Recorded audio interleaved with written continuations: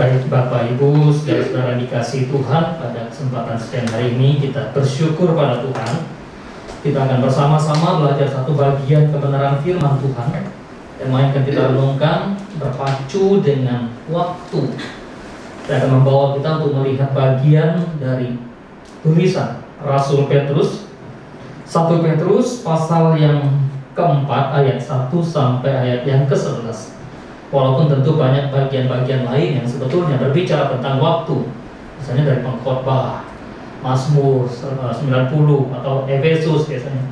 Tapi saya ingin membawa kita untuk melihat bagian dari tulisan Rasul Petrus ini. Kita akan membaca secara bergantian dari ayat 1 sampai 11 pasal 4 1 Petrus. Kaum pria kita bersama-sama membaca ayat 1, kaum wanita membaca ayat 2, demikian seterusnya sampai ayat yang ke-11. Kaum pria 1, 2, 3. Jadi karena Kristus telah menderita penderitaan badani, kamu pun harus juga mempersenjatai dirimu dengan pikiran yang demikian. Karena barang siapa telah menderita penderitaan badani, ia telah berhenti berbuat dosa. Supaya waktu yang sisa jangan kamu pergunakan menurut keinginan manusia, tetapi menurut kehendak Allah. Sebab telah cukup banyak waktu kamu pergunakan untuk melakukan kehendak orang-orang yang tidak mengenal Allah. Kamu telah hidup dalam rupa-rupa hawa nafsu, keinginan, kemabukan, pesta pora, perjamuan, dan penyembahan berhala yang terlarang. Sebab itu mereka heran bahwa kamu tidak turut mencemplungkan diri bersama-sama mereka di dalam gambaran ketidaksenonohan yang sama, dan mereka memfitnah kamu.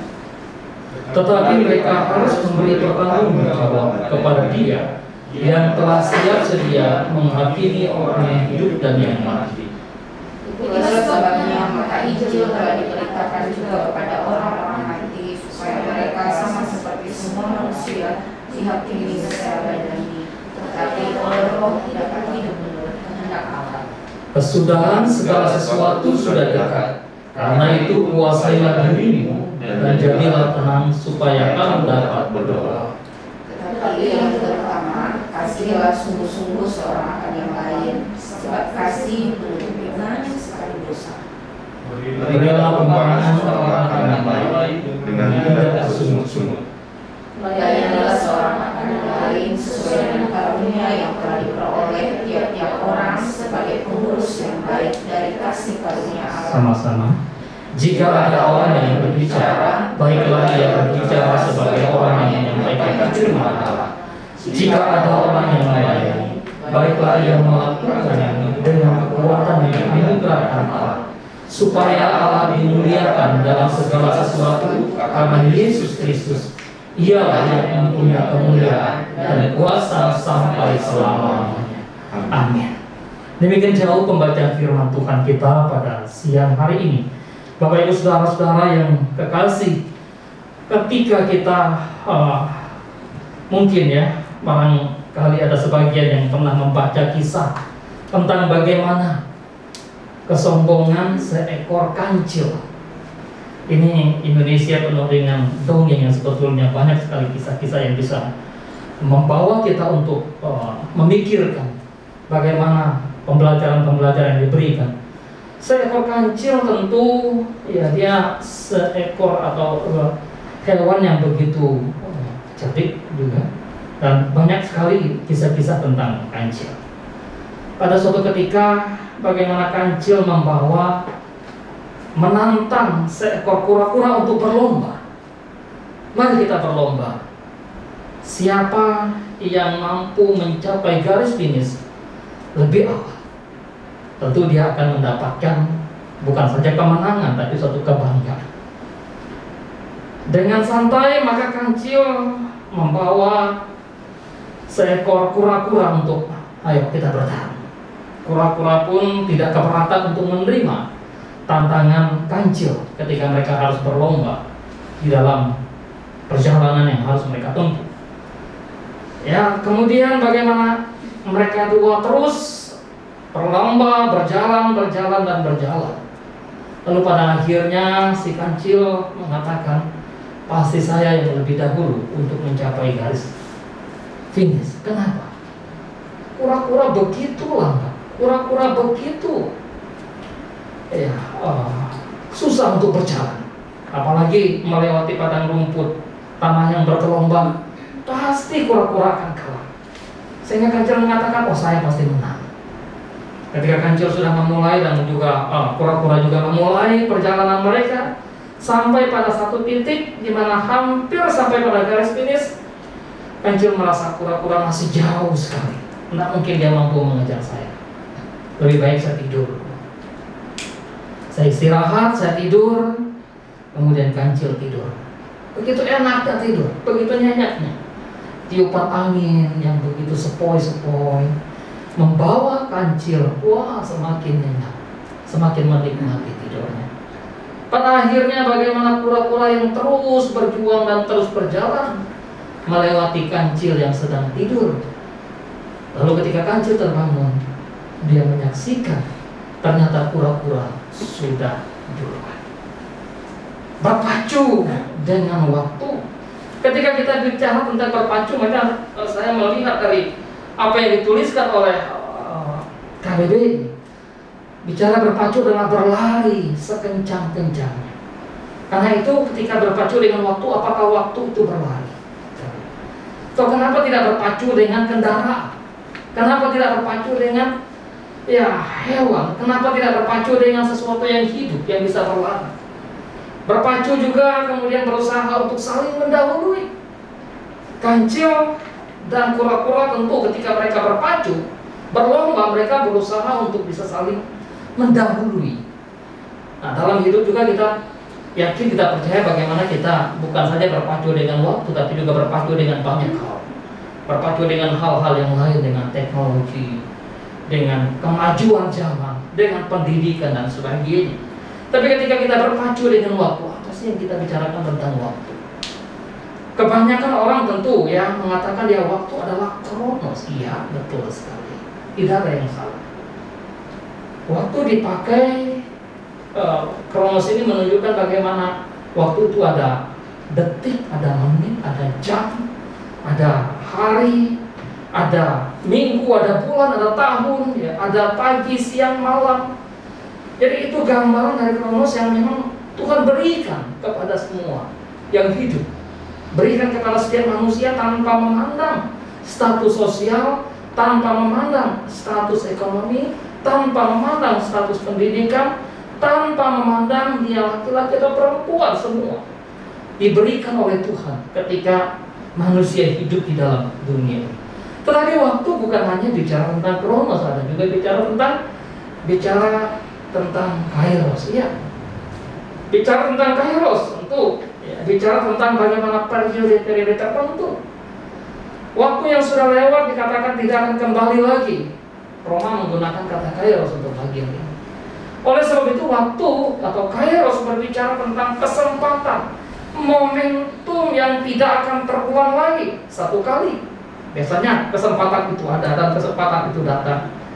Sehingga waktu Paulus bicara tentang jemaat Galatia, karena itu selama masih ada kesempatan, mari kita melakukan perbuatan-perbuatan yang baik, memberikan pertolongan terutama kepada saudara-saudara kita seiman. Waktu bicara kronos, bicara kairos. Kronos misalnya dalam konteks waktu Zakheus mau berjumpa dengan Yesus, maka Zakheus itu pasti memikirkan bagaimana dia berlari dari waktu ke waktu. Tapi ketika dia naik ke atas pohon dan bagaimana Yesus melihat dia di atas pohon, lalu Yesus memanggil dia untuk segera turun, itu kairosnya Zakheus. Atau ketika Paulus sedang berusaha untuk menganiaya orang di Damsyik, perjalanan hari-hari, waktu yang dipergunakan itu adalah waktu kronos. Tapi ketika Yesus yang memanggil Paulus dan berkata, Saulus, Saulus, mengapa engkau menganiaya aku? Itu adalah kairosnya Paulus. Di dalam hari-hari kita juga sebetulnya banyak kairos yang Tuhan berikan dalam berbagai aspek hidup. Tetapi ada satu lagi yang sebetulnya dipakai oleh Alkitab untuk membicarakan tentang waktu. Itu apa? Aion. Kalau Kairos, Kronos untuk kita biasa. Tapi ketika bicara tentang aion, kita memakai kata aion itu menunjukkan entah waktu yang lama sekali atau waktu yang begitu singkat. Tetapi bicara tentang aion ini juga bicara tentang waktu sejak Tuhan menciptakan dunia, sejak Tuhan menjadikan alam semesta, sampai pada nanti Tuhan mengakhiri segala sesuatu, atau sampai pada Kristus datang kembali. Itu bicara tentang aion, bicara tentang waktu yang kekal juga, bicara tentang waktu yang kekal atau waktu yang tanpa batas. Karena itu dalam Injil Matius pasal 12 ayat 32, dunia ini dan dunia yang akan datang. Efesus 1 ayat 1 juga menggunakan kata aion untuk menunjukkan waktu. Karena itu betapa berharganya waktu, betapa bernilainya waktu. Waktu bukan hanya milik manusia, tapi juga tentu kita percaya bahwa suatu pemberian Allah. Waktu kita mempunyai waktu yang diberikan oleh Tuhan, kita punya waktu secara kuantitatif. Barangkali ya, kita dalam waktu-waktu yang kita jalani begitu banyak waktu secara kuantitas yang kita miliki, yang kita punya. Tapi apakah waktu itu juga sekaligus punya nilai atau ada kualitatif di sana, ada kualitas di dalam kita mengisi waktu yang ada, di dalam kita menjalani waktu yang ada, atau sekaligus apakah ada waktu itu kemudian kita pergunakan, kita dapatkan di sana ada prerogatif, ada hak yang berhak menilai, menerima, mempertanggungjawabkan penggunaan waktu. Jadi bagaimana ketika prerogatif itu kita diberikan hak untuk mempergunakan waktu yang ada. Kita tidak hanya sekedar diberi kualitas waktu dari pagi, siang, lalu nanti petang, malam, lalu kembali lagi subuh, pagi lagi. Bukan hanya itu. Di dalam waktu itu kemudian kita diberikan hak bagaimana kita mempergunakan. Sehingga betul-betul kita memikirkan apa yang tadi Petrus sampaikan, bagaimana kehidupan orang-orang di zamannya.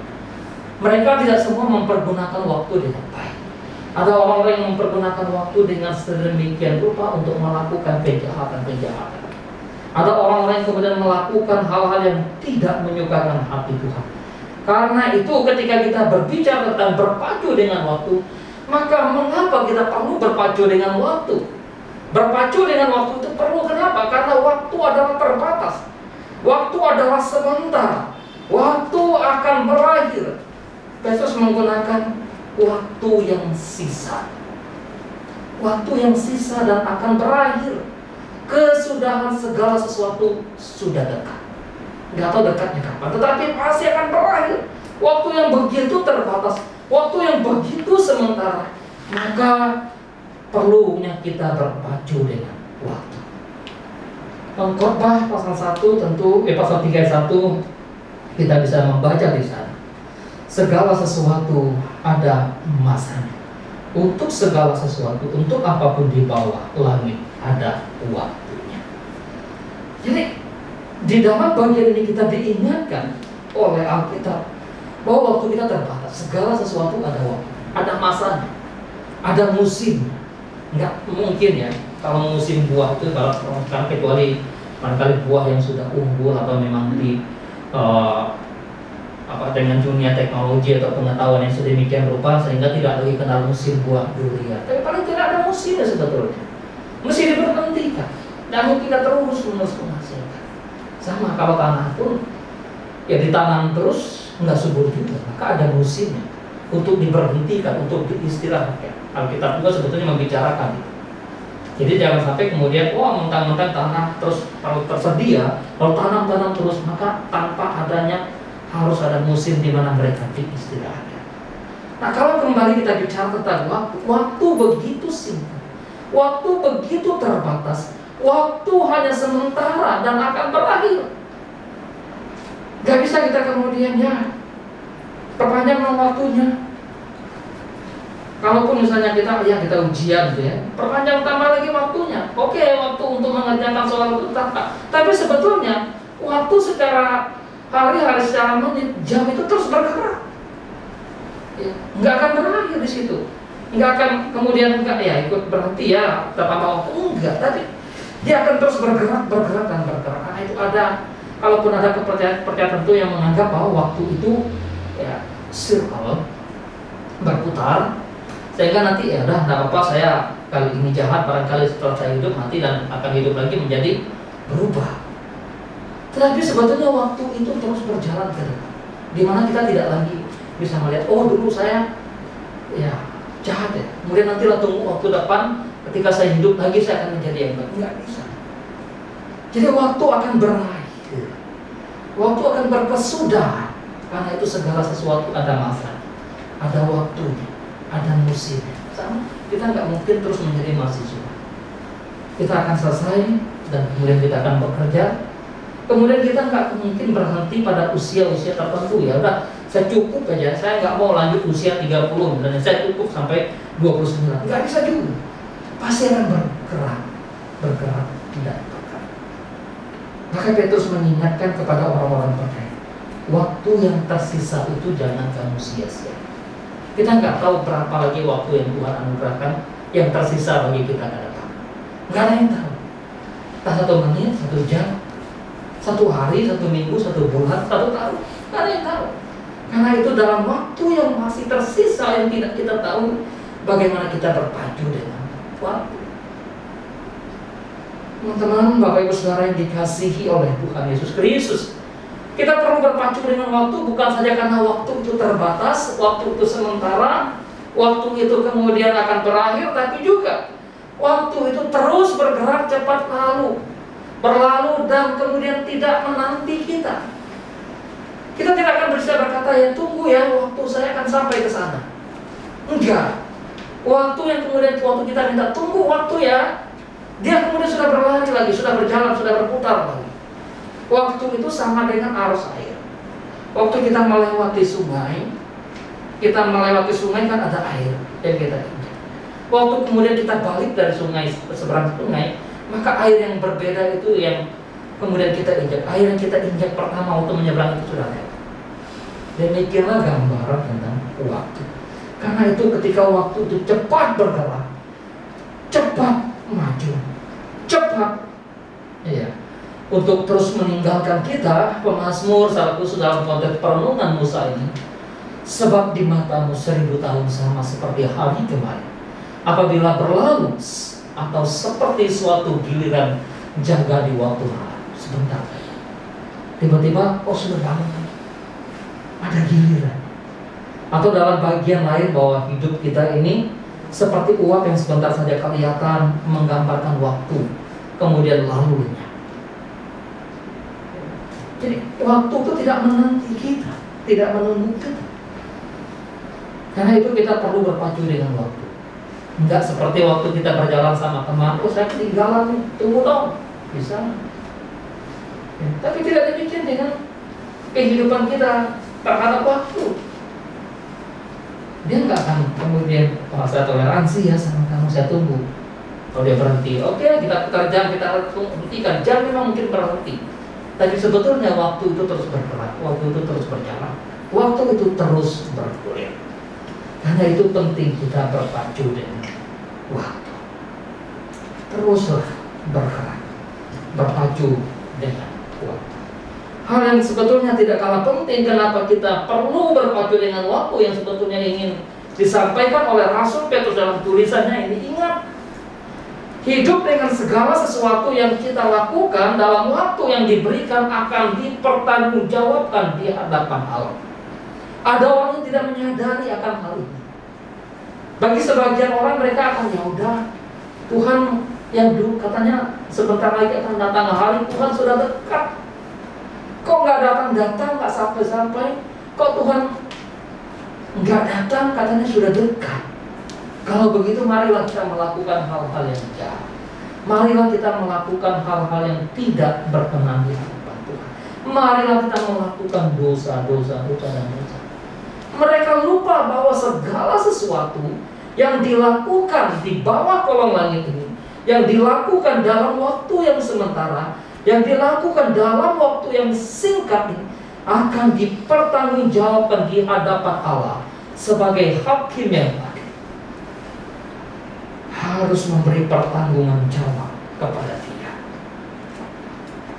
Karena itu siapapun dalam konteks ini, orang yang tidak percaya, mereka pun mempertanggungjawabkan bagaimana perbuatan mereka.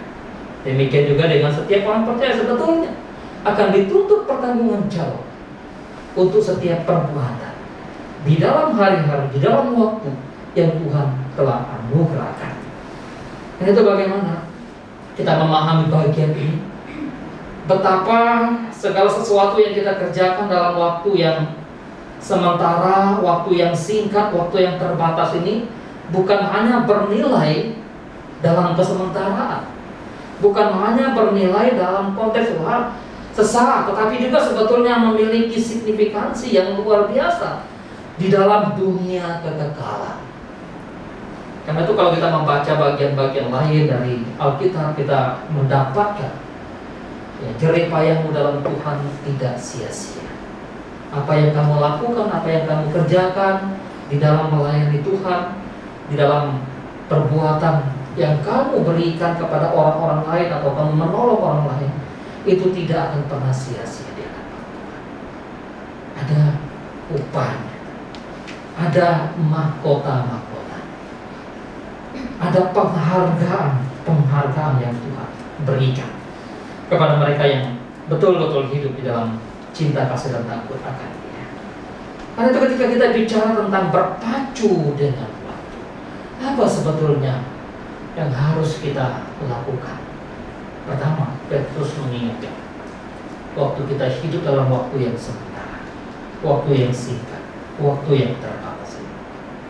Kuasailah diri dalam segala waktu. Kuasailah diri dalam segala hal. Penting sekali. Karena kita pikir waktu kita selalu ada, maka kita tidak menguasai diri. Tetapi dengan kesadaran kita bahwa waktu kita terbatas, waktu kita singkat, waktu yang tersisa bagi kita tidak ada yang kita tahu, maka penting sekali bagaimana kita hidup untuk menguasai diri. Keinginan-keinginan kita manusia begitu banyak, punya banyak sekali, bukan saja keinginan yang menyukakan hati Tuhan, barangkali juga ada keinginan-keinginan yang tidak menyukakan hati Tuhan. Karena itu di dalam waktu yang Tuhan anugerahkan, bagaimana kita menguasai diri. Menguasai diri secara khusus dalam konteks waktu, penggunaan waktu, pengaturan waktu, manajemen waktu, prioritas waktu. Sebetulnya waktu yang Tuhan berikan kepada kita tidak kekurangan, semua sama. Satu hari setiap orang sama. Kadang kita pikir terasa kurang waktu. Bukan kurang waktu yang Tuhan berikan, tetapi kegagalan kita di dalam menguasai diri dan mempergunakan waktu yang ada. Itu yang seringkali sebetulnya membuat kita seakan-akan tidak punya waktu yang cukup. Oleh sebab itu, bagi orang-orang tertentu beberapa waktu dulu saya dapat kisah dari kalau di Jepang misalnya, waktu mereka istirahat dari kerjaan, betul-betul mempergunakan waktu itu untuk beristirahat. Saya pernah dapat posting tentang di sekolah, di salah satu mana, di bawah kursi itu nanti ada tempat tidurnya. Waktu istirahat mereka harus tidur, anak-anak tidur. Waktu mereka kemudian waktunya bangun, mereka sudah segar lagi untuk belajar.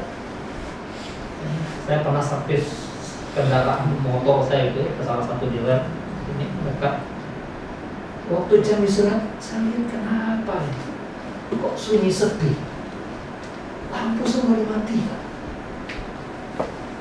Begitu mulai jam 1, kemudian mereka mulai kerja, ternyata saya lihat orang-orang baru lipat kasur mereka bangun dari tempat tidur. Kalau pikir saya seperti mereka ini tidur, istirahat betul-betul. Memang masing-masing orang berbeda untuk menggunakan dalam menjaga diri.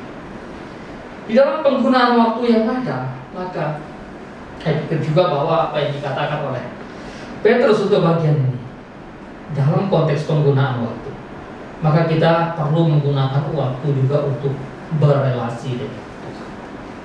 Kuasai dirimu, itu dalam konteks bagaimana Petrus mengingatkan kepada mereka supaya mereka dapat berdoa. Waktu yang ada, seberapa banyak kita punya relasi dengan Tuhan. Relasi dengan Tuhan itu bukan sekedar bagaimana kita beraktivitas untuk mengerjakan sebetulnya pekerjaan-pekerjaan mungkin dalam konteks gereja, dalam konteks yayasan Kristen, dalam konteks lembaga-lembaga Kristen, bukan sekedar melakukan aktivitas itu. Banyak orang justru terjebak dengan aktivitas, tapi relasi dengan Tuhan sebetulnya tidak ada. Keintiman pribadi dengan Tuhan. Karena itu dalam waktu-waktu yang Tuhan berikan, satu hari itu, tentu ya kita melakukan aktivitas pun bagian dari relasi kita dengan Tuhan, tapi bukan sekedar itu. Banyak orang salah memaham, tapi bagaimana betul-betul kita mendapatkan satu pesan khusus dari Tuhan ketika kita berelasi dengan Dia. Kita, misalnya kami orang tua, ya, waktu bersama dengan anak, bisa saja kami bersama dengan anak. Tapi kadang waktu itu betul enggak? Relasi antara saya dengan anak betul enggak terjalin, berkualitas dalam konteks ketika saya bermain bersama. Saya waktu kita relasi dengan Tuhan, Tuhan sudah siapkan waktu, Tuhan berikan pekerjaan, Tuhan berikan aktivitas, tapi di dalam semuanya itu punya enggak kita betul-betul waktu yang khusus buat kita satu di pribadi berdoa pada Tuhan, membaca, merenungkan firman. Ini penting. Jangan sampai kemudian waktu yang sekian banyak kita miliki tidak punya. Sebetulnya kita lebih banyak melakukan hal-hal yang ingin kita lakukan untuk kesukaan kita ketimbang kita melakukan untuk sesuatu yang menyukakan hati. Karena itu apa yang harus kita lakukan dalam bagian ini? Melakukan segala sesuatu dalam atau dengan kekuatan yang Tuhan anugerahkan. Itulah yang disampaikan di dalam ayat yang ke-10 tadi di dalam bacaan kita. Ayat yang ke-11, yang melakukannya dengan kekuatan yang dianugerahkan. Melakukan segala sesuatu apa yang dilakukan, segala sesuatu apa yang dilakukan, itu yang disampaikan di dalam ayat yang ke-10, 9, 8 gitu ya. Itu penting ya. Berilah tumpangan, layanilah seorang ya. Itu bagian dari sesuatu yang harus dilakukan oleh orang percaya. Dalam konteks zaman itu tentu kita dalam zaman sekarang hari, ya artinya bahwa layani, lakukan sesuatu yang menyukakan hati Tuhan. Berilah tumpangan seorang kepada yang lain dengan tidak bersungguh-sungguh. Melayani seorang akan yang lain sesuai dengan kasih karunia yang telah diperoleh tiap-tiap orang. Kalau ada yang berbicara, bagaimana dia berbicara. Kalau yang melayani, bagaimana ia harus melayani. Sehingga apa yang harus dilakukan di dalam waktu yang sementara ini adalah betul-betul hal yang menyukakan hati Tuhan. Kalau kita membaca tulisan Paulus dalam suratnya kepada Efesus pasal yang ke-2 ayat 10, bagaimana tujuan Allah menciptakan kita kembali di sana adalah supaya kita melakukan perbuatan baik yang telah Tuhan persiapkan sebelumnya, dan Ia mau supaya kita hidup di dalamnya. Itulah tujuan. Kenapa Tuhan ciptakan kita kembali dalam Kristus dan membawa kita, menempatkan kita, menghadirkan kita di dalam dunia ini. Bapak Ibu Saudara dikasihi oleh Tuhan Yesus Kristus, maka dari kesemua penggunaan waktu dan melakukan segala sesuatu dalam kesementaraan itu sebetulnya apa tujuan? Apakah itu semata hanya untuk kemudian ya udah kita mendapatkan satu pengakuan dunia? Karena tadi waktu orang berlomba, waktu orang kemudian berpacu dengan waktu mereka bisa menang. Apakah hanya kemudian ya bersyukur, saya mendapatkan medali, saya mendapatkan kemenangan, saya mendapatkan kehormatan? Tidak. Maka Petrus menjelaskan jelas supaya apa? Supaya kemuliaan Allah dinyatakan. Goalnya adalah kemuliaan Tuhan, bukan kemuliaan kita manusia, bukan kemuliaan diri. Bukan kemuliaan organisasi, bukan kemuliaan instansi, tapi kemuliaan Allah. Kalau kemuliaan Allah menjadi goal, tujuan dan sasaran yang ingin kita capai dalam segala waktu, dalam segala tindakan kita, pasti secara pribadi, secara keluarga, secara pelayanan, maka Tuhan akan dimuliakan juga di sana. Tuhan dimuliakan, bagaimana kita tentu menjadi berharga di mata Allah. Supaya Allah dimuliakan dalam segala sesuatu karena Yesus Kristus ialah yang mempunyai kemuliaan, kuasa sampai selama-lamanya. Ketika orang berpacu dengan waktu, apa yang dicapai orang? Seringkali kebanggaan. Bangga ketika mendapatkan medali, bangga ketika mendapatkan juara. Kalau atlet ya bertahun lalu, menang siapa itu, petinju asal Ketapang, harus banggaan juga. Saya kenal dalam Sintang, kami Sintang juga. Saya bangga, berpacu dengan waktu, disiplin dalam melatih diri, mengikuti aturan-aturan pertandingan sedemikian. Harusnya itulah yang menjadi gambaran hidup kita. Ketika kita berpacu dengan waktu, mengerjakan segala sesuatu untuk orang kemuliaan Allah. Allah dimuliakan di sana, Allah disemangatkan di sana, Allah ditinggikan di dalam setiap kehidupan kita. Sekarang berpacu dengan waktu kan banyak sekali dalam hidup kita hari-hari. Kalau kita pesan segala sesuatu online, karena kita agak lambat, harusnya estimasi sekian hari, karena saya juga ingat ini katanya sekian hari. Oh bentar Pak, kami akan begini, berarti waktunya masih singkat sebagainya. Ya sama pekerjaan demikian. Karena itu penting sekali kita berpacu dengan waktu dalam hari ini. Dan tentu biarlah kita meminta bimbingan Tuhan, meminta pertolongan Tuhan di dalam membimbing kita, di dalam mengajar kita untuk mempergunakan waktu yang ada. Mazmur, ini tulisan Mazmur, Musa ajar kami hitung hari-hari kami sedemikian rupa, sehingga kita boleh memiliki bijaksana yang datang daripada Allah. Ingat, hari-hari yang kita jalani juga adalah hari-hari yang banyak tantangan-tantangan, godaan, apalagi dalam konteks anak-anak muda.